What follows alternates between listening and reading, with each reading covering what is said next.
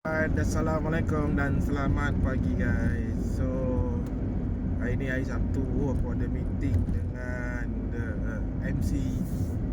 Hari Sabtu untuk MC monthly meeting. Biasanya meeting ni kita highlight perkara-perkara penting lah, macam apa benda agenda nak di approve, apa benda agenda yang nak diusul untuk diberitahu pada MC dalam meeting.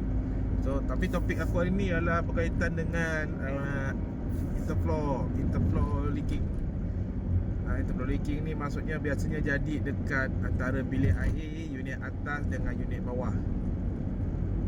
So, ringkasan interflow leaking ialah yang ni.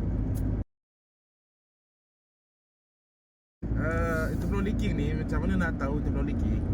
Contoh rumah tu dah diduduki dalam tempoh, tak kisahlah tempoh berapa lama pun, and then tiba-tiba tengok dekat ceiling bilik air tu ada kesan tumpukan macam watermark macam ni. Okay, dia berbeza kesan watermark yang setumpuk macam yang tadi tu dengan kesan bintik, apa yang kesan kulat yang jenis menyeluruh